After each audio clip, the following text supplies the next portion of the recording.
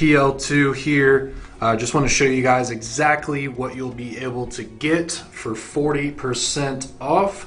So we got the 1200 lumens right here. That is super awesome. 235 meters of throw, IPX6 waterproof rated, Cree XHP 35 high, which is actually one of my favorite LEDs right now. And then the runtime is 71.5 minutes. All right, we got the 5-year warranty on this guy as well.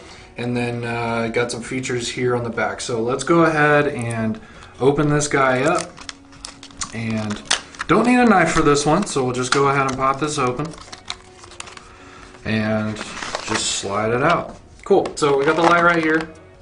Okay, and the first thing that you want to do when you get it is there are 2 CR123s in here, which is nice, so you don't have to find some, at least, you know, for the first few times that you guys use it. So we'll just literally just pull open this little door, open this up, and then we have the insert right here. All right, we're gonna pull this out, and then you'll want to hold this down flush, pop this tab back, and you're ready to go. Fully operational. Okay, so there's the light itself, ready to go.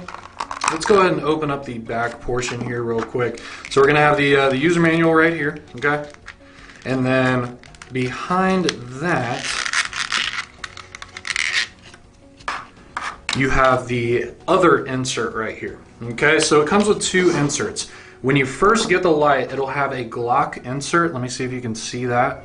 So there's actually a GL right there. See, GL. So this means that this will fit a Glock perfectly, and then any other firearm that you have that has a rail insert that's smaller than a standard mil-spec 1913 Picatinny rail. So I know some of the, maybe some of the SIGs, some of the Springfields might have a little bit smaller than a 1913, so you'll want to use this insert. This doesn't only mean that it works for Glock, it works for some other stuff too. So whatever firearm you put this on, you're just going to have to play around with it and make sure that when you actually put it on your rail, there's no side-to-side play. It has this tool as well that it comes with. So this is so that you can unscrew this, okay, right here and here, pull this out, and then you can put in this 1913 sized rail insert. It does come with some different size screws, so you do want to use these screws. But if you see here, this actually says 1913 right here. So it's really easy to understand. This one's a little bit thicker, this one's a little bit thinner, and just use the one accordingly that you need for your given firearm, okay? And then just pop it off here, put this one on using the same tool, and you are good to go. Here is the swing arm mechanism, so you just put it on your rail, push this down, and then it'll be on your firearm, okay? It's ambidextrous, so you can do either this side or this side. And the way that it works is you do a quick tap if you want constant on, and then do a quick tap to turn it off. I'll do it on the other side too. Quick tap to turn it on, quick tap to turn it off, and then if you want a momentary whatsoever, all you do is you just hold it down for longer than a second.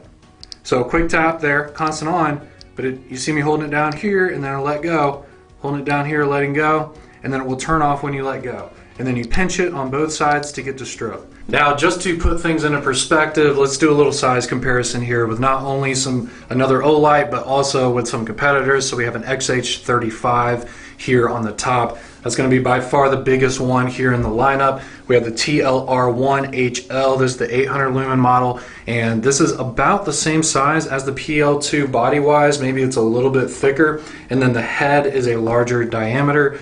And then we have the PL Mini here just to put things into perspective. And then we have the TLR7 there as well. PL2, of course, down here. So I'd say in terms of the length, it's exactly the same as the TLR1. TLR1 is a little bit more chunky looking, and the head's a little bit beefier.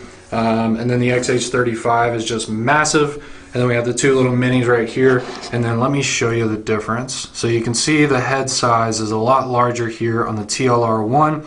But I'll show you in a beam comparison that the beam is actually larger on the PL2. So don't have this fool you with this larger head. It's all about what the performance actually looks like when it's shined on something rather than what the light looks like. So let's go ahead over to a beam comparison, show you guys what these look like, and you can come up with your own opinions there.